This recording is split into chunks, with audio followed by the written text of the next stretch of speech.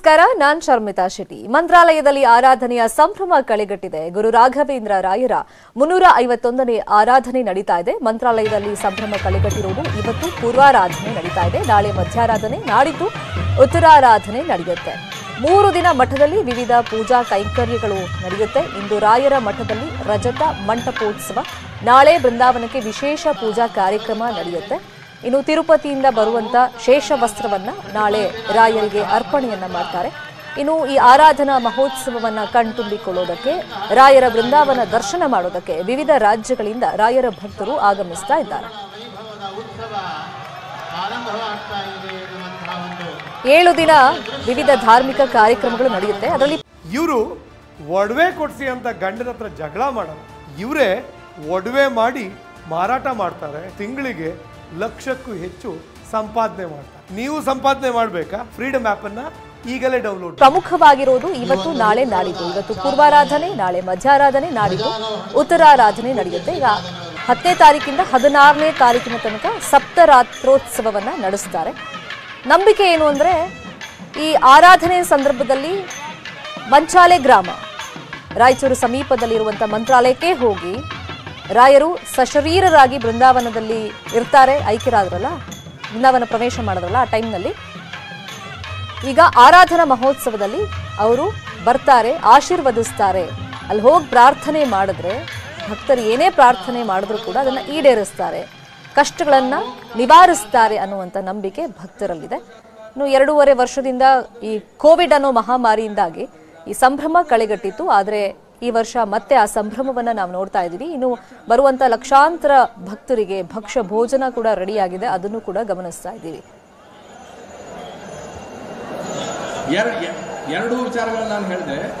ಲಕ್ಷಣವನ್ನ ನಾವೇನು ಪರಿಷ್ಕಾರ ಮಾಡಿ ಸದ್ಯಕ್ಕೆ ಮಂತ್ರಾಲಯದಲ್ಲಿ ಏನೆಲ್ಲ ಧಾರ್ಮಿಕ ಕೈಂಕರ್ಯಗಳು ನಡೀತಾ ಇದೆ, ಆ ವಿಚಾರವಾಗಿ ಇನ್ನಷ್ಟು ಮಾಹಿತಿಯನ್ನು ಕೊಡೋದಕ್ಕೆ ಲೈವ್ ನಲ್ಲಿ ಕನೆಕ್ಟೆಡ್ ಇದ್ದಾರೆ ನಮ್ಮ ರಿಪೋರ್ಟರ್ ವಿಶ್ವನಾಥ್ ಹುಗಾರ್. ಇವತ್ತು ಪೂರ್ವಾರಾಧನೆ, ತುಂಬಾ ಜನಕ್ಕೆ ಆಸೆ ಇರುತ್ತೆ ಆರಾಧನೆ ಸಂದರ್ಭದಲ್ಲಿ ಒಂದು ದಿನನಾದ್ರೂ ನಾವು ಅಲ್ಲಿಗೆ ಹೋಗ್ಬೇಕು, ರಾಯರ ದರ್ಶನವನ್ನ ಪಡಿಬೇಕು ಅಂತ ಹೇಳಿ. ಸೊ ಇವತ್ತು ಪೂರ್ವಾರಾಧನೆ ಸಂದರ್ಭದಲ್ಲಿ ಈಗ ಅಟ್ ಪ್ರೆಸೆಂಟ್ ಏನೆಲ್ಲ ಧಾರ್ಮಿಕ ಕೈಂಕರ್ಯ ನಡೀತಾ ಇದೆ? ಶರ್ಮಿತಾ ಶೆಟ್ಟಿ, ಕಲಿಯುಗದ ಕಾಮಧೇನು, ಕಲ್ಪವೃಕ್ಷ ಮತ್ತು ತುಂಗಾ ತೀರದ ನಿವಾಸಿ ಮತ್ತು ಭಕ್ತರ ಆರಾಧ್ಯ ದೈವ ಅಂತ ಕರೆಸಿಕೊಳ್ತಕ್ಕಂತಹ ಗುರುರಾಯರ ಗುರು ಸಾರ್ವಭೌಮರ 351ನೆಯ ಆರಾಧನೆಯ ಮೊದಲ ದಿನ ಇವತ್ತು ಪೂರ್ವಾರಾಧನೆ ಅಂತಾನೆ ಹೇಳ್ಬೋದು. ಈ ಪೂರ್ವಾರಾಧನೆಯ ನಿಮಿತ್ತ ಇವತ್ತು ಬೆಳಗ್ಗೆಯಿಂದಲೇ ಕೂಡ ಇವತ್ತು ಪೂಜಾ ಕೈಂಕರ್ಯಗಳು ಕೂಡ ನಡೀತಾ ಇದ್ದಾವೆ. ಬೆಳ್ಳಂಬೆಳಗ್ಗೆ ರಾಯರ ಮೂಲ ವೃಂದಾವನಕ್ಕೆ ಇವತ್ತು ನೈರ್ಮಲ್ಯ ವಿಸರ್ಜನೆ ನಡೀತಾ ಇದೆ. ನೈರ್ಮಲ್ಯ ವಿಸರ್ಜನೆಯಾದ ಬಳಿಕ ರಾಯರ ರಾಯರ ಪಾದಪೂಜೆ ನಡೆಯಲಿದೆ. ಪಾದಪೂಜೆ ನಂತರದಲ್ಲಿ ಮೂಲ ರಾಮದೇವರ ಪೂಜೆ ಕೂಡ ನಡೀತದೆ. ಅದಾದ ಬಳಿಕ ಇವತ್ತು ಪ್ರಸ್ತುತ ಪೀಠಾಧಿಪತಿಗಳಾಗಿರ್ತಕ್ಕಂತಹ ಶ್ರೀ ಸುಬುಧೇಂದ್ರ ತೀರ್ಥ ಶ್ರೀಗಳಿಂದ ಇವತ್ತು ಹೂವಿನ ಅಲಂಕಾರದ ಜೊತೆಗೆ ಇವತ್ತು ರಾಯರ ಮೂಲ ರಾಮದೇವರ ಜೊತೆಗೆ ರಾಯರ ಪೂಜೆ ಕೂಡ ನಡೀತದೆ. ಅದಾದ ಬಳಿಕ ಅನೇಕ ಧಾರ್ಮಿಕ ವಿಧಿವಿಧಾನಗಳು ಕೂಡ ಈ ಸಂದರ್ಭದಲ್ಲಿ ನಡೀತಕ್ಕಂಥದ್ದು ಶರ್ಮಿತಾ. ಹೀಗಾಗಿ ಶ್ರೀಮಠ ಏನಿದೆಯಲ್ಲ, ಇದು ನವವಧುವಿನಂತೆ ಇವತ್ತು ಕಂಗೊಳಿಸ್ತಾ ಇದೆ. ಈಗಾಗಲೇ ನಾಡಿನ ಮೂಲೆಗಳಿಂದ ಕೂಡ ಸಾಕಷ್ಟು ಭಕ್ತರು ಇವತ್ತು ಆ ಮಂತ್ರಾಲಯಕ್ಕೆ ಭೇಟಿ ನೀಡಿದ್ದಾರೆ. ಈಗಾಗಲೇ ತುಂಗಾ ನದಿಯಲ್ಲಿ ಇವತ್ತೇನು ತುಂಗಾ ನದಿ ತುಂಬಿ ಹರಿತಿರ್ತಕ್ಕಂಥ ಹಿನ್ನೆಲೆಯಲ್ಲಿ ಹೊರಗಡೆ ಏನು ಅನುಕೂಲ ಮಾಡಿಕೊಟ್ಟಿರ್ತಕ್ಕಂಥ ಸ್ನಾನದ ಶವರಗಳಲ್ಲಿ ತುಂಗಾ ಸ್ನಾನವನ್ನ ಮಾಡಿಕೊಂಡು ಬಂದು ರಾಯರ ದರ್ಶನವನ್ನ ಪಡಿತಿರ್ತಕ್ಕಂಥ ದೃಶ್ಯಗಳು ಶ್ರೀಮಠದಲ್ಲಿ ಸರ್ವೇ ಸಾಮಾನ್ಯವಾಗಿ ಗೋಚರಿಸ್ತಾ ಇದ್ದಾವೆ. ಈ ಸರಿಸುಮಾರು 1.5 ಲಕ್ಷಕ್ಕೂ ಅಧಿಕ ಜನ ಇವತ್ತು ಆರಾಧನೆಯ ನಿಮಿತ್ತ ಶ್ರೀಮಠಕ್ಕೆ ಭೇಟಿ ನೀಡ್ತಾರೆ ಅಂತಕ್ಕಂತಹ ಒಂದು ಆಶಯವನ್ನ ಶ್ರೀಮಠ ಹೊಂದಿದೆ. ಯಾಕಂತ ಕೇಳಿದ್ರೆ ಕಳೆದ 2 ವರ್ಷಗಳಿಂದ ಕಾರ್ಬೋಣ ಕವಿದಂತಹ ಹಿನ್ನೆಲೆಯಲ್ಲಿ. ವಿಶ್ವನಾಥ್ ಹುಗಾರ್, ನೀವೀಗ ಸ್ನಾನಘಟ್ಟದ ಬಗ್ಗೆ ಹೇಳ್ತಾ ಇದ್ರಿ. ಸೊ ಈ ವರ್ಷದ ವಿಶೇಷತೆಗಳಲ್ಲೊಂದು ಸ್ನಾನಘಟ್ಟ ವಿಶೇಷವಾಗಿ ನಿರ್ಮಾಣ ಮಾಡಿದ್ದಾರೆ. ಅದ್ರ ಬಗ್ಗೆ ನೀವೇ ಕೊಟ್ಟಿರುವಂತಹ ಒಂದು ಪ್ರತ್ಯಕ್ಷ ವರದಿ ಇದೆ, ಅದನ್ನ ನೋಡ್ಕೊಂಬರೋಣ. Please be online. ಕಲಿಯುಗದ ಕಾಮಧೇನು, ಕಲ್ಪವೃಕ್ಷ, ತುಂಗಾ ತೀರ ನಿವಾಸಿ ಭಕ್ತರ ಆರಾಧ್ಯ ದೈವ ಮಂತ್ರಾಲಯದ ಶ್ರೀ ಗುರು ರಾಘವೇಂದ್ರ ತೀರ್ಥ ಗುರು ಸಾರ್ವಭೌಮರ 351ನೆಯ ಆರಾಧನಾ ಮಹೋತ್ಸವ ಹಿನ್ನೆಲೆಯಲ್ಲಿ ಮಂತ್ರಾಲಯ ಮಠ ಸಕಲ ರೀತಿಯಿಂದ ಸಜ್ಜುಗೊಂಡಿದೆ. ಮಂತ್ರಾಲಯಕ್ಕೆ ಈ ಬಾರಿ ಆರಾಧನೆಗೆ ಬರ್ತಕ್ಕಂತಹ ಭಕ್ತರು ತುಂಗಾ ನದಿಯಲ್ಲಿ ಸ್ನಾನ ಮಾಡಿ ರಾಯರ ದರ್ಶನವನ್ನ ಪಡಿತಕ್ಕಂಥದ್ದು ವಾಡಿಕೆ. ಆದರೆ ಭಕ್ತರಿಗೆ ನಿರಾಶೆಯ ವಿಚಾರ ಏನಪ್ಪಾ ಅಂತ ಹೇಳಿದ್ರೆ, ಇವತ್ತು ತುಂಗಭದ್ರಾ ನದಿ ಅಪಾಯದ ಮಟ್ಟ ಮೀರಿ ಹರಿತಿರ್ತಕ್ಕಂತಹ ಹಿನ್ನೆಲೆಯಲ್ಲಿ ಭಕ್ತರನ್ನ ನದಿಗೆ ಇಳಿಯದಂತೆ ಇಳಿಯದಂತೆ ಶ್ರೀಮಠ ಒಂದು ನಿರ್ಬಂಧವನ್ನು ಹೇರಿದೆ. ನನ್ನ ಹಿಂಭಾಗದಲ್ಲಿ ನಿಮಗೆ ತೋರಿಸ್ತಾ ಹೋಗ್ತೀನಿ. ಇವತ್ತು ತುಂಗಭದ್ರಾ ನದಿ ಏನಿದೆ, ಮಂತ್ರಾಲಯ ತೀರದಲ್ಲಿರ್ತಕ್ಕಂಥ ತುಂಗಭದ್ರಾ ನದಿ ಯಾವ ರೀತಿಯಲ್ಲಿ ಅಪಾಯದ ಮಟ್ಟವನ್ನ ಮೀರಿ ಹರಿತಾ ಇದೆ ಅಂತಕ್ಕಂಥದ್ದನ್ನ ನೀವು ನೋಡಬಹುದು. ಈ ರೀತಿಯಾಗಿರ್ತಕ್ಕಂತಹ ನದಿಯಲ್ಲಿ ಯಾವುದೇ ಭಕ್ತರು ಇಳಿಯಬಾರದು ಅಂತಕ್ಕಂತಹ ಹಿನ್ನೆಲೆಯಲ್ಲಿ ಎಚ್ಚರಿಕೆಯನ್ನ ಕೈಗೊಂಡಿರ್ತಕ್ಕಂತಹ ಆಡಳಿತ ಮಂಡಳಿ ಇವತ್ತು ನದಿಯ ಮೇಲ್ಭಾಗದಲ್ಲಿ ಮೆಟ್ಟಿಲುಗಳ ಮೇಲೆ ಬ್ಯಾರಿಕೇಡ್ಗಳನ್ನ ಹಾಕಿ ಪೊಲೀಸ್ ಸಿಬ್ಬಂದಿಗಳನ್ನ ನಿಯೋಜನೆ ಮಾಡಿ, ಕಂದಾಯ ಇಲಾಖೆಯ ಅಧಿಕಾರಿಗಳು ಮತ್ತು ಮಠದ ಸಿಬ್ಬಂದಿಗಳನ್ನ ನಿಯೋಜನೆ ಮಾಡಿ ಯಾರೊಬ್ಬರನ್ನು ಕೂಡ ಇವತ್ತು ನದಿಗೆ ಇಳಿಯದಂತೆ ಎಚ್ಚರಿಕೆಯನ್ನು ವಹಿಸಿದ್ದಾರೆ. ಅದರ ಜೊತೆಗೆ ತುಂಗಾ ನದಿಯಲ್ಲಿ ಸ್ನಾನ ಮಾಡಬೇಕು ಅಂತಕ್ಕಂತಹ ಒಂದು ಬಯಕೆಯನ್ನು ಇಟ್ಕೊಂಡು ಬಂದಿರತಕ್ಕಂತಹ ಭಕ್ತರಿಗೂ ಕೂಡ ನಿರಾಸೆಯಾಗಬಾರದು ಅಂತಕ್ಕಂತಹ ಹಿನ್ನೆಲೆಯಲ್ಲಿ ಮೇಲ್ಗಡೆ ಅಂದ್ರೆ ನದಿಯ ಮೇಲ್ಗಡೆ ಮೆಟ್ಟಿಲುಗಳ ಮೇಲೆ ಇವತ್ತು ಸ್ನಾನದ ಶವರ್ಗಳನ್ನು ಕೂಡ ಅನುಕೂಲ ಮಾಡಿಕೊಟ್ಟಿರ್ತಕ್ಕಂಥದ್ದು ಇಲ್ಲಿ ನೀವು ದೃಶ್ಯಗಳಲ್ಲಿ ನೋಡಬಹುದು. ಯಾವುದೇ ರೀತಿಯಾದ ಅವಘಡಗಳಿಗೆ ಇಲ್ಲಿ ಕಾರಣವಾಗಬಾರದು ಅಂತಕ್ಕಂಥ ನಿಟ್ಟಿನಲ್ಲಿ ಶ್ರೀಮಠ ಇವತ್ತು ಈ ರೀತಿಯಾದಂತಹ ಎಚ್ಚರಿಕೆಯನ್ನ ಕೈಗೊಂಡಿರ್ತಕ್ಕಂಥದ್ದು. ಜೊತೆಗೆ ಇವತ್ತು ಮಠದಲ್ಲಿರ್ತಕ್ಕಂತಹ ಪ್ರತಿಯೊಂದು ವಿಚಾರ, ಪ್ರಸಾದದ ಸೇವೆ ಆಗಿರಬಹುದು, ಪೂಜಾ ಸೇವಾ ಕೈಂಕರ್ಯಗಳಾಗಿರಬಹುದು, ಎಲ್ಲದರಲ್ಲೂ ಕೂಡ ಆಡಳಿತ ಮಂಡಳಿ ಸಾಕಷ್ಟು ಕಟ್ಟುನಿಟ್ಟಿನ ಕ್ರಮಗಳನ್ನು ಕೈಗೊಳ್ಳುವುದರ ಜೊತೆಗೆ ಯಾವೊಂದು ರೀತಿಯ ಅವಘಡಗಳನ್ನು ಸಂಭವಿಸಬಾರದು ಅಂತಕ್ಕಂತಹ ನಿಟ್ಟಿನಲ್ಲಿ ಶ್ರೀಮಠ ನದಿ ತೀರದಲ್ಲೂ ಕೂಡ ಅಪಾಯದ ಮಟ್ಟ ಮೀರಿ ಹರಿತಕ್ಕಂತಹ ನದಿಯಲ್ಲಿ ಯಾರನ್ನೂ ಕೂಡ ಇಳಿಸದಂತೆ ಎಚ್ಚರಿಕೆಯನ್ನು ವಹಿಸಿಕೊಂಡಿರ್ತಕ್ಕಂಥದ್ದನ್ನು ನೋಡಬಹುದು. ಇವತ್ತು ಶ್ರೀಮಠಕ್ಕೆ ಬರತಕ್ಕಂತಹ ಅನೇಕ ಭಕ್ತರು ಏನಿದ್ದಾರೆ ಇವತ್ತು ತುಂಗಾ ನದಿ ತೀರದಲ್ಲಿ ಬಂದು ದರ್ಶನವನ್ನ ಪಡಿತಕ್ಕಂಥದ್ದು ಸರ್ವೇ ಸಾಮಾನ್ಯವಾಗಿರ್ತಕ್ಕಂಥದ್ದು. ಆ ಹಿನ್ನೆಲೆಯಲ್ಲಿ ಬರ್ತಕ್ಕಂತಹ ಭಕ್ತರು ಇವತ್ತು ಬ್ಯಾರಿಕೇಡ್ಗಳ ಮುಂದೆ ನಿಂತು ತುಂಗಾ ನದಿಗೆ ಕೈ ಮುಗಿದು ಗಂಗಾದೇವಿಯ ದರ್ಶನವನ್ನ ಪಡೆದು ತಮಗೆ ಬೇಕಾದ ಭಕ್ತರು ಇಲ್ಲಿ ಅನುಕೂಲ ಮಾಡಿಕೊಟ್ಟಿರ್ತಕ್ಕಂತಹ ಶವರ್ಗಳಲ್ಲಿ ಸ್ನಾನವನ್ನ ಮಾಡಿ ಇವತ್ತು ರಾಯರ ದರ್ಶನವನ್ನ ಪಡಿತಕ್ಕಂಥದ್ದು ಇವಲ್ಲಿ ಕಾಣಬಹುದು. ರಾಯಚೂರಿನಿಂದ ವಿಶ್ವನಾಥ್ ಹೂಗಾರ್, ನ್ಯೂಸ್ 18 ಕನ್ನಡ. ಫೈನ್. ವಿಶ್ವನಾಥ್ ಹೂಗಾರ್, ಈಗ ಸುಬುಧೇಂದ್ರ ತೀರ್ಥರು ನಿನ್ನೆ ಹೇಳ್ತಾ ಇದ್ರು ಸಾಕಷ್ಟು ಸಂಖ್ಯೆಯಲ್ಲಿ ಈ ಸಲ ಭಕ್ತರು ಬರುವಂತ ನಿರೀಕ್ಷೆ ಇದೆ. ಕೋವಿಡ್ ಹಿನ್ನೆಲೆಯಲ್ಲಿ ಅದ್ಧೂರಿಯಾಗಿ ಈ ಹಿಂದೆ ಈ ಮಹೋತ್ಸವ ಎಲ್ಲ ಮಾಡಕ್ ಆಗ್ಲಿಲ್ಲ, ಆರಾಧನೆಯನ್ನ ಮಾಡಕ್ ಆಗಿರ್ಲಿಲ್ಲ ಅಂತ. ಹಾಗಾಗಿ ಬರುವಂತ ಭಕ್ತರಿಗೆ ಏನೆಲ್ಲ ವ್ಯವಸ್ಥೆ ಇದೆ? ದರ್ಶನ ಇರ್ಬೋದು, ವಸತಿ, ಊಟದ ವ್ಯವಸ್ಥೆ? ಶರ್ಮಿತಾ ಶೆಟ್ಟಿ ಈಗಾಗಲೇ ಹೇಳಿದ ಹಾಗೆ ಸರಿಸುಮಾರು, ಯಾಕಂದ್ರೆ ಕಳೆದ 2 ವರ್ಷಗಳ ಕಾಲ ಇವತ್ತು ರಾಜ್ಯದಲ್ಲಿ ಮತ್ತು ದೇಶದಲ್ಲಿ ಕೋವಿಡ್ ಎನ್ನುವಂತಹ ಕಾರ್ಮೋಡ ಕವಿದಂತಹ ಹಿನ್ನೆಲೆಯಲ್ಲಿ ಮಂತ್ರಾಲಯದ ಆರಾಧನೆಗೂ ಕೂಡ ಆ ರೀತಿಯಾದಂತಹ ಒಂದು ಕಾರ್ಮೋಡ ಕವಿದಿತ್ತು. ಆ ಹಿನ್ನೆಲೆಯಲ್ಲಿ ಇವತ್ತು ರಾಯರ 350ನೇ ಆರಾಧನೆಯನ್ನು ಅತ್ಯಂತ ವಿಜೃಂಭಣೆಯಿಂದ ಆಚರಿಸಬೇಕು ಅಂತಕ್ಕಂಥ ಒಂದು ಆಶಯವನ್ನ, ಸಂಕಲ್ಪವನ್ನ ಶ್ರೀಮಠ ಮಾಡ್ಕೊಂಡಿತ್ತು. ಆದ್ರೆ ಈ ಕೋವಿಡ್ ಎನ್ನುವಂತಹ ಮಹಾಮಾರಿ ಇದಕ್ಕೆಲ್ಲ ಬ್ರೇಕ್ ಹಾಕಿತ್ತು.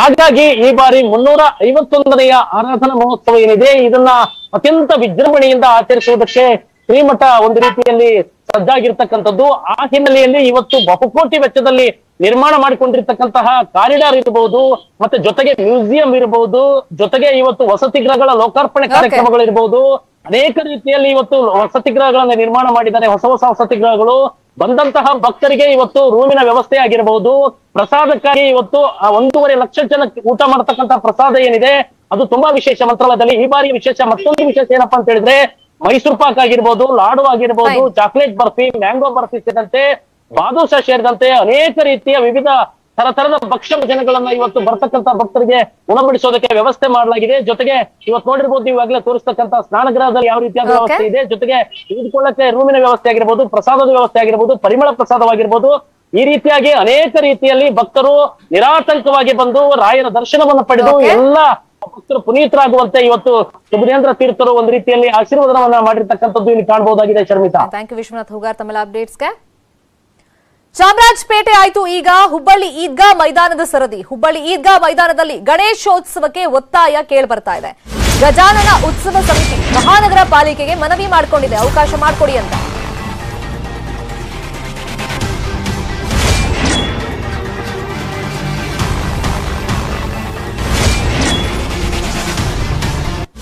ಈಗ ಗಜಾನನ ಉತ್ಸವ ಸಮಿತಿ ಪಾಲಿಕೆ ಮುಂದೆ ಬೇಡಿಕೆ ಇಟ್ಟಿರೋದು ಹುಬ್ಬಳ್ಳಿ ಈದ್ಗಾ ಮೈದಾನದಲ್ಲಿ ಗಣೇಶೋತ್ಸವಕ್ಕೆ ಅವಕಾಶ ಮಾಡಿಕೊಡ್ಬೇಕು, ಇಲ್ಲ ಅಂತಂದ್ರೆ ಉಗ್ರ ಹೋರಾಟ ಮಾಡಬೇಕಾಗುತ್ತೆ ಅನ್ನೋ ಎಚ್ಚರಿಕೆಯನ್ನ ಈ ಸಮಿತಿ ಕೊಟ್ಟಿದೆ.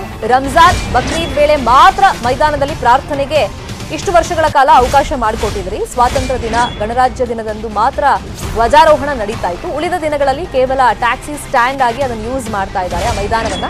ಇದೀಗ ಗಣೇಶೋತ್ಸವ ಆಚರಣೆಗೂ ಅವಕಾಶ ಕೊಡಬೇಕು ಅಂತ ಒತ್ತಾಯವನ್ನ ಗಜಾನನ ಉತ್ಸವ ಸಮಿತಿ ಮಾಡಿದೆ. ಆಗಸ್ಟ್ 15ನೇ ತಾರೀಕು ಸಭೆ ಸೇರೋದಕ್ಕೆ ಗಣೇಶೋತ್ಸವ ಸಮಿತಿಗಳು ಕೂಡ ತೀರ್ಮಾನ ಮಾಡ್ಕೊಂಡಿದ್ದಾವೆ. ಈದ್ಗಾ ಮೈದಾನದಲ್ಲೇ ಗಣೇಶ ಉತ್ಸವಕ್ಕೆ ಅನುಮತಿ ಕೊಡಬೇಕು, ಇಲ್ಲ ಅಂತಂದ್ರೆ ನಾವು ಹೋರಾಟ ಮಾಡಬೇಕಾಗತ್ತೆ ಅಂತ ಈಗ ಎಚ್ಚರಿಕೆಯನ್ನ ಕೊಟ್ಟಿದ್ದಾರೆ. ಸೊ ಹಾಗಾಗೇನೆ ಈಗ ಗಜಾನನ ಉತ್ಸವ ಸಮಿತಿಗಳು ಅಂತ ಏನಿರ್ತವೆ ಅವರೆಲ್ಲರೂ ಕುತ್ಕೊಂಡು 15ನೇ ತಾರೀಕು ನಾವು ಮಾತಾಡೋಣ, ಪಾಲಿಕೆ ಮುಂದೆ ಡಿಮ್ಯಾಂಡ್ ಅನ್ನ ಇಟ್ಟಿದ್ದಾರೆ. ಅಕಸ್ಮಾತ್ ಸಿಗ್ಲಿಲ್ಲ ಅಂದ್ರೆ, ಪರ್ಮಿಷನ್ ಸಿಗ್ಲಿಲ್ಲ ಅಂದ್ರೆ ಏನ್ ಮಾಡಬೇಕು, ಸಿಕ್ಕಿದ್ರೆ ಯಾವ ತರ ಆಚರಣೆ ಮಾಡಬೇಕು, ಸೊ ಈ ನಿಟ್ಟಿನಲ್ಲಿ ಒಂದು ಸಭೆಯನ್ನ ನಡೆಸ್ತಾರೆ.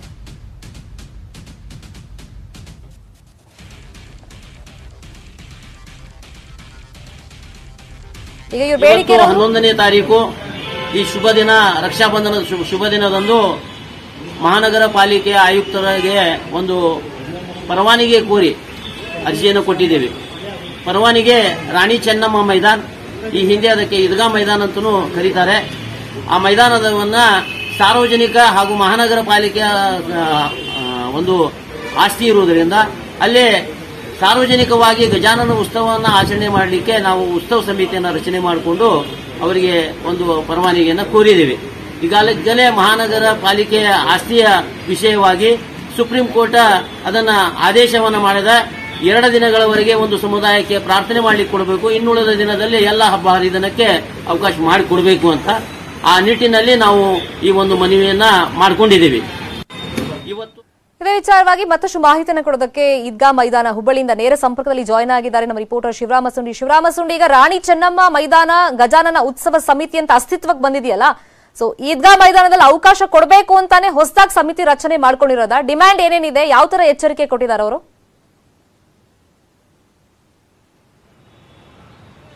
ಶರ್ಮಿತಾ, ಇಲ್ಲಿ ಮುಖ್ಯವಾಗಿ ಏನು ಅಂದ್ರೆ ಈದ್ಗಾ ಮೈದಾನದಲ್ಲಿ ಗಣೇಶೋತ್ಸವ ಆಚರಣೆ ಮಾಡಬೇಕು ಅನ್ನೋ ಒಂದು ಹಿನ್ನೆಲೆಯಲ್ಲಿನೇ ರಾಣಿ ಚೆನ್ನಮ್ಮ ಈದ್ಗಾ ಮೈದಾನ ಗಣೇಶೋತ್ಸವ ಸಮಿತಿ ಅಂತಾನೆ ಅಸ್ತಿತ್ವಕ್ಕೆ ತರಲಾಗಿದೆ. ಮುಖ್ಯವಾದ ಬೇಡಿಕೆ ಏನಂದ್ರೆ ಇಲ್ಲಿ ಏನಂದ್ರೆ ನಮಾಜ್ಗೆ ಸಾಮೂಹಿಕ ಪ್ರಾರ್ಥನೆಗೆ ಅವಕಾಶ ಮಾಡಿಕೊಡ್ಲಾಗುತ್ತೆ, ನಮಗೆ ಯಾಕೆ ಗಣೇಶೋತ್ಸವಕ್ಕೆ ಅವಕಾಶ ಮಾಡಿ ಕೊಡೋಲ್ಲ ಅನ್ನೋ ಒಂದು ಪ್ರಶ್ನೆಯ ಹಿನ್ನೆಲೆಯಲ್ಲಿ ಇವತ್ತೇನಂದ್ರೆ ಅದನ್ನ ಒಂದು ಗಣೇಶೋತ್ಸವ ಸಮಿತಿನ ಅಸ್ತಿತ್ವಕ್ಕೆ ತರಲಾಗಿದೆ. ನಾವೀಗ ನೋಡ್ತಾ ಇರ್ಬೋದು, ಇಲ್ಲೇನು ಕಾಣಿಸ್ತಾ ಇದೆ ಈದ್ಗಾ ಮೈದಾನ. ಇಲ್ಲಿ ವರ್ಷಕ್ಕೆ 2 ಬಾರಿ ಅಂದ್ರೆ ರಂಜಾನ್ ಇರ್ಬೋದು ಮತ್ತು ಬಕ್ರೀದ್ 2 ಹಬ್ಬಗಳ ಸಂದರ್ಭದಲ್ಲಿ ಇಲ್ಲಿ ಏನು ಸಾಮೂಹಿಕ ಪ್ರಾರ್ಥನೆಗೆ ಅವಕಾಶ ಮಾಡಿಕೊಡ್ಲಾಗುತ್ತೆ. ಅದರ ಜೊತೆಗೆ ಏನಂದ್ರೆ ಸ್ವಾತಂತ್ರ್ಯೋತ್ಸವ ಮತ್ತು ಗಣರಾಜ್ಯೋತ್ಸವ 2 ದಿನಗಳ ಕಾಲ ಏನಂದ್ರೆ ಇಲ್ಲಿ ಇದಕ್ಕೆ ರಾಷ್ಟ್ರಧ್ವಜಕ್ಕೆ ಹಾರಾಟಕ್ಕೆ ಅವಕಾಶ ಮಾಡಿಕೊಡ್ಲಾಗುತ್ತೆ. ಅಂದ್ರೆ ಅವತ್ತಿನ ಒಪ್ಪಂದದ ಪ್ರಕಾರ ಆ ರೀತಿ ಒಂದು ಇದಿತ್ತು. ಆದ್ರೆ ಈಗೇನಂದ್ರೆ ಗಣೇಶೋತ್ಸವ ಸಮಿತಿ ನಮಗೂ ಸಹ ಒಂದು ಅವಕಾಶ ಮಾಡಿಕೊಡ್ರಿ, ಗಣೇಶ ಉತ್ಸವ ಅಂದ್ರೆ ಇದು ಹಿಂದೂಗಳ ಉತ್ಸವ ಮತ್ತು ಜೊತೆಗೆ ಏನಂದ್ರೆ ಸ್ವಾತಂತ್ರ್ಯೋತ್ಸವ ಸಂದರ್ಭದಲ್ಲಿ ಗಣೇಶೋತ್ಸವ ಮಾಡುವಂತ ಉದಾಹರಣೆ ಇದೆ, ಹಾಗಾಗಿ ಅದಕ್ಕೆ ಅವಕಾಶ ಮಾಡಿಕೊಡ್ರಿ ಅಂತೇಳಿ ಡಿಮ್ಯಾಂಡ್ ಮಾಡ್ತಾ ಇದ್ರೆ ಮುಖಂಡರನ್ನ ಮಾತಾಡ್ಸೋಣ ಏನ್ ಅವ್ರ ಡಿಮ್ಯಾಂಡ್ ಅದಂತೇಳಿ. ಈಗ ಮುಖ್ಯವಾಗಿ ನಿಮ್ಮ ಡಿಮ್ಯಾಂಡ್ ಏನದ ಸರ್? ಈಗಾಗಲೇ ಕಳೆದು ಒಂದು 4-5 ವರ್ಷದಿಂದ ನಾವು ಸತತವಾಗಿ ಹುಬ್ಬಳ್ಳಿ ಧಾರವಾಡ ಮಹಾನಗರ ಪಾಲಿಕೆ ಆಯುಕ್ತರಿಗೆ ಸತತವಾಗಿ ಬೇರೆ ಬೇರೆ ಸಂಘಟನೆದವರು ಮನವಿಯನ್ನು ಕೊಡ್ತಾ ಬಂದಿದ್ದಾರೆ. ಆ ಮನವಿಗೆ ಇವು ಯಾವುದೂ ಕೂಡ ಸ್ಪಂದನೆಯನ್ನು ಕೊಟ್ಟಿಲ್ಲ. ಒಂದು ಮೇನ್ ಉದಾಹರಣೆನೂ ಯಾವುದೂ ಕೊಟ್ಟು ಅದನ್ನು ರಿಜೆಕ್ಟ್ ಮಾಡಿಲ್ಲ. ನಾವು ಬೇಡಿಕೆ ಕೊಡೋದು ಏನಪ್ಪ ಅಂತಂದರೆ 75ನೇ ಸ್ವಾತಂತ್ರ್ಯದ ಸಂಗ್ರಾಮವನ್ನು ಸಾರಿದಂಥ ವ್ಯಕ್ತಿ ಬಾಲಗಂಗಾಧರ ತಿಲಕ್ರವರು, ಅವರ ಸ್ಮರಣಾರ್ಥವಾಗಿ ನಾವು ಇವತ್ತು ನಮ್ಮ ಹುಬ್ಬಳ್ಳಿಯ ಏನು ಹೃದಯ ಭಾಗದಲ್ಲಿರುವಂಥ ಚೆನ್ನಮ್ಮ ಮೈದಾನದಲ್ಲಿ ಅದನ್ನು ಹಿಂದೆಗಡೆ ಈದ್ಗಾ ಮೈದಾನ ಅಂತ ಏನು ಕರಿತಾ ಇದ್ರು, ಆ ಮೈದಾನದಲ್ಲಿ ನಮಗೆ ಗಣೇಶ ಉತ್ಸವವನ್ನು ಮಾಡಲಿಕ್ಕೆ ಅವಕಾಶ ಕೊಡ್ರಿ ಅಂತೇಳಿ ಈಗಾಗಲೇ ನಾವು ಮನವಿಯನ್ನು ಕೊಟ್ಟಿದ್ದೀವಿ. ಅವ್ರು ಕೊಡಲಿಲ್ಲ ಅಂದರೆ ಮುಂದಕ್ಕೆ ನಾವು ಉಗ್ರವಾಗಿ ಹೋರಾಟಕ್ಕೆ ಇಳಿಬೇಕಾಗತ್ತೆ, ಅನಿವಾರ್ಯ ಆಗತ್ತೆ ಅನ್ನೋಂಥದ್ದನ್ನು ಈ ಸಂದರ್ಭದಲ್ಲಿ ಹೇಳ್ತೀವಿ. ಬೇರೆ ಬೇರೆ ಸಂಘಟನೆಗಳ ಜೊತೆ ಕೂಡ್ಕೊಂಡು ಮುಂದೆ ಏನು ಮಾಡೋರು ಇದೆ ಮುಂದೆ ಈಗ ಬರುವಂಥ 15ನೇ ತಾರೀಕಿಗೆ ನಮ್ಮ ಹುಬ್ಬಳ್ಳಿಯ 3000 ಮಠದಲ್ಲಿ ನಾವು ಈಗಾಗಲೇ ವಿವಿಧ ಗಣಪತಿ ಉತ್ಸವ ಮಂಡಳಿಗಳನ್ನು ಹಾಗೆ ಹಿಂದೂ ಪರ ಹೋರಾಟಗಾರರನ್ನು ನಾವು ಆಹ್ವಾನ ಮಾಡಿದ್ದೀವಿ. ಅಲ್ಲಿ ಮೀಟಿಂಗ್ ಮಾಡಿದ ಮೇಲೆ ಅಲ್ಲಿನ ಮುಂದಿನ ರೂಪರೇಷೆಗಳು, ಹೋರಾಟದ ರೂಪರೇಷೆಗಳನ್ನು ನಾವು ನಿರ್ಧಾರ ಮಾಡ್ತೀವಿ. ಇದು ಶರ್ಮಿತಾ ಏನಂದ್ರೆ ಮುಂದೆ ಹೋರಾಟ ಮಾಡ್ತೀವಿ ಮತ್ತು 15ನೇ ತಾರೀಕು ಆಗಸ್ಟ್ 15ಕ್ಕೆ ಏನಂದ್ರೆ ಸಭೆ ಕರಿತಾ ಇದೀವಿ, ಹಿಂದೂ ಮುಖಂಡರು ಸಭೆ ಕರಿತಾ ಇದೀವಿ, ಮತ್ತು ಗಣೇಶೋತ್ಸವ ಸಮಿತಿಗಳ ಮುಖಂಡರನ್ನು ಸಭೆನ ಕರಿತಾ ಇದೀವಿ ಮತ್ತು ಅಲ್ಲಿ ನಿರ್ಧಾರ ಮಾಡ್ತೀವಿ ಯಾವ ರೀತಿ ಹೋರಾಟ ಮಾಡ್ಬೇಕನ್ನೋ ಒಂದು ನಿರ್ಧಾರ ಮಾಡ್ತೀವಿ ಅನ್ನೋ ಒಂದು ಮಾತು ಹೇಳಿದೆ ಶರ್ಮಿತಾ. ಥ್ಯಾಂಕ್ ಯು ಶಿವರಾಮ ಸುಂಡಿ ತಮ್ಮ ಅಪ್ಡೇಟ್ಸ್ಗೆ. Welcome back. ಇವತ್ತು ಸಿಎಂ ನೇತೃತ್ವದಲ್ಲಿ ರಾಜ್ಯ ಸಚಿವ ಸಂಪುಟ ಸಭೆ ನಡೆಯುತ್ತೆ. ಸಭೆಯಲ್ಲಿ ಸಿಎಂ ಹಾಗೇನೆ ಕಟೀಲ್ ಬದಲಾವಣೆ ಕುರಿತ ವದಂತಿ ಬಗ್ಗೆ ಪ್ರಸ್ತಾಪ ಆಗುವಂತ ಚಾನ್ಸಸ್ ಇದೆ. ಸಂಪುಟದ ಹಲವು ಸಚಿವರಿಂದ ವಿಷಯ ಪ್ರಸ್ತಾಪ ಮಾಡಿ ಆ ಬಗ್ಗೆ ಚರ್ಚೆ ಮಾಡುವಂತ ನಿರೀಕ್ಷೆಗಳಿವೆ.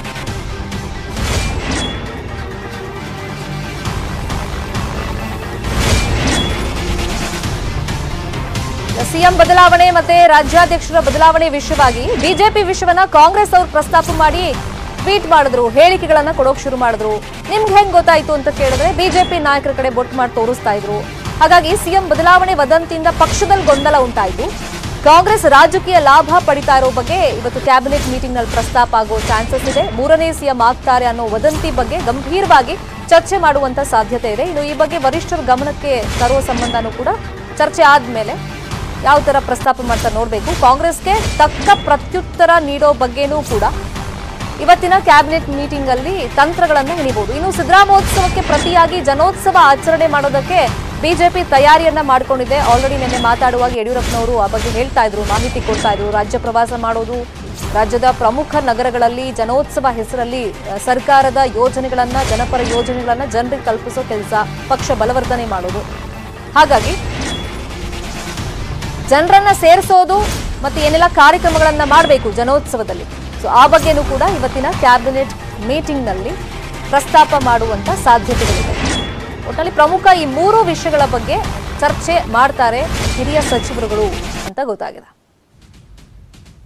ಸಿಎಂ ಕಟೀಲ್ ಬದಲಾವಣೆ ಕುರಿತಂತೆ ವದಂತಿ ಬಗ್ಗೆ ಪ್ರಸ್ತಾಪ ಮಾಡುವಂತ ಸಾಧ್ಯತೆಗಳಿದೆ. ಎಲ್ಲಿಂದ ಈ ಗೊಂದಲ ಸ್ಟಾರ್ಟ್ ಆಯಿತು, ಯಾಕೆ ಈ ಗೊಂದಲ ಸ್ಟಾರ್ಟ್ ಆಯಿತು, ಹೈಕಮಾಂಡ್ ನಾಯಕರಿಗೆ ಹೆಂಗೆ ಈ ಮೆಸೇಜ್ ಅನ್ನ ಪಾಸ್ ಮಾಡಬೇಕು, ಎಲ್ಲದರ ಬಗ್ಗೆ ಸಮಗ್ರವಾಗಿ ಚರ್ಚೆ ಆಗುವಂತ ಸಾಧ್ಯತೆಗಳಿದೆ. ಕ್ಯಾಬಿನೆಟ್ ಮೀಟಿಂಗ್ ನಲ್ಲಿ ಏನೆಲ್ಲ ಪ್ರಸ್ತಾಪ ಆಗಬಹುದು, ಈ ಬಗ್ಗೆ ಸಮಗ್ರವಾಗಿ ಮಾಹಿತಿಯನ್ನು ಕೊಡೋದಕ್ಕೆ ನೇರ ಸಂಪರ್ಕದಲ್ಲಿ ಕನೆಕ್ಟ್ ಇದ್ದಾರೆ ನಮ್ಮ political bureau head Chidanand Patel. Chidanand Patel, ನಿನ್ನೆ ಸಿಎಂ ಅದಕ್ಕೆ ಆನ್ಸರ್ ಮಾಡಿದ್ದಾರೆ. ಸ್ಟಿಲ್ ಈ ಗೊಂದಲ ಯಾಕೆ ಸ್ಟಾರ್ಟ್ ಆಯಿತು, ಕಾಂಗ್ರೆಸ್ ಹೆಂಗೆ ಒಂದು ಪ್ರತ್ಯುತ್ತರವನ್ನ ಕೊಡಬೇಕು ಅಂತ ಹೇಳಿ ಇವತ್ತಿನ ಕ್ಯಾಬಿನೆಟ್ ಮೀಟಿಂಗ್ ನಲ್ಲಿ ವಿಷಯಗಳ ಪ್ರಸ್ತಾಪ ಆಗುವಂತ ಸಾಧ್ಯತೆಗಳಿದೆ.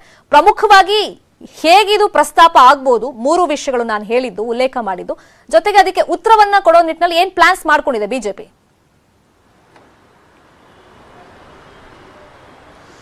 ಶರ್ಮಿತಾ ಶೆಟ್ಟಿ ತುಮಕೂರಿನ ಮಾಜಿ ಶಾಸಕರಾಗಿರ್ತಕ್ಕಂಥ ಸುರೇಶ್ ಗೌಡ್ರವರು ಮುಖ್ಯಮಂತ್ರಿ ಬದಲಾವಣೆ ವಿಚಾರ ಬಗ್ಗೆ ಸಂಬಂಧಪಟ್ಟಾಗಿ ಹೇಳಿಕೆಯನ್ನು ಕೊಟ್ಟರು. ಆ ಹೇಳಿಕೆಯನ್ನು ಇಟ್ಕೊಂಡು ಕರ್ನಾಟಕ ಕಾಂಗ್ರೆಸ್ ಪಕ್ಷ ಟ್ವೀಟ್ ಅನ್ನು ಮಾಡಿತ್ತು. ಆ ಒಂದು ಟ್ವೀಟು ಬಿಜೆಪಿ ಒಳಗಡೆ ಮತ್ತು ಸರ್ಕಾರದೊಳಗಡೆ ತಲ್ಲಣವನ್ನು ಉಂಟು ಮಾಡಿತ್ತು. ಮುಖ್ಯಮಂತ್ರಿ ಬದಲಾವಣೆ ವಿಚಾರ ಸಂಬಂಧಪಟ್ಟಾಗಿ ಸ್ವತಃ ಮುಖ್ಯಮಂತ್ರಿ ಬಸವರಾಜ ಬೊಮ್ಮಾಯಿ ಅವರೇ ಅನೇಕ ಸಚಿವರಿಗೆ ಕರೆ ಮಾಡಿ ಮುಖ್ಯಮಂತ್ರಿ ಬದಲಾವಣೆ ಇಲ್ಲ ಅಂತ ಹೇಳಿಕೆಯನ್ನು ಕೊಡಿ, ಪತ್ರಿಕಾ ಹೇಳಿಕೆಗಳನ್ನ ರಿಲೀಸ್ ಮಾಡಿ ಟ್ವೀಟ್ ಮಾಡಿ ಅಂತ ಹೇಳಿ ಸೂಚನೆ ಕೊಡುವ ಅನ್ನೋ ಮಟ್ಟಕ್ಕೆ ಬಂದುಕೊಡು. ಇದು ಮುಖ್ಯಮಂತ್ರಿ ಮತ್ತು ಸರ್ಕಾರ ಕೂಡ ಇರಿಸು ಮುರುಸು ಕೂಡ ಆಗಿತ್ತು. ಸ್ವತಃ ಮುಖ್ಯಮಂತ್ರಿ ಬಸವರಾಜ ಬೊಮ್ಮಾಯಿ ಅವರೇ ನಾನು ಸ್ಥಿತಪ್ರಜ್ಞನಿದ್ದೇನೆ, ಯಾವುದೇ ಕಾರಣಕ್ಕೂ ಬದಲಾವಣೆ ಇಲ್ಲ ಅನ್ನೋ ಮುಖಾಂತರ ಸ್ಪಷ್ಟನೆ ಕೂಡ ಕೊಟ್ಟರು.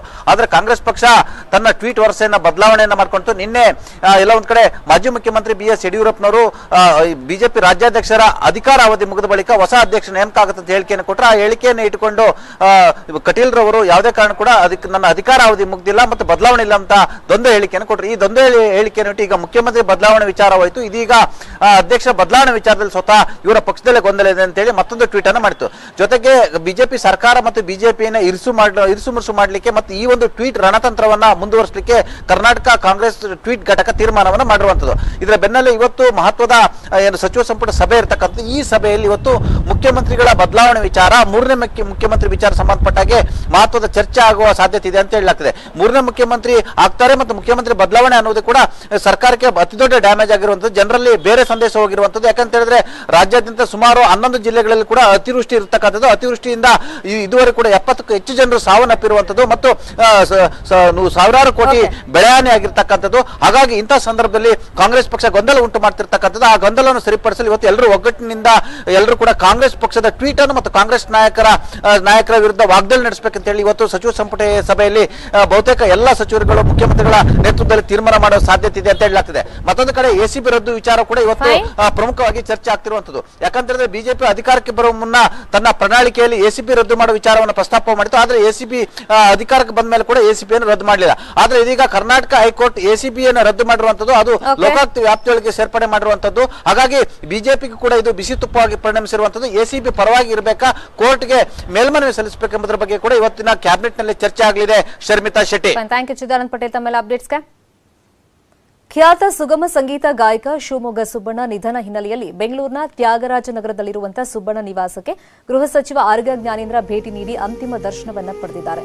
ಕುಟುಂಬ ಸದಸ್ಯರಿಗೆ ಸಾಂತ್ವನವನ್ನ ಹೇಳಿದರು. ಇನ್ನೇನು ಕೆಲವೇ ಕ್ಷಣದಲ್ಲಿ ರವೀಂದ್ರ ಕಲಾಕ್ಷೇತ್ರದಲ್ಲಿ ಅಂತಿಮ ದರ್ಶನಕ್ಕೆ ಮೃತದೇಹವನ್ನ ಇಡಲಾಗುತ್ತೆ.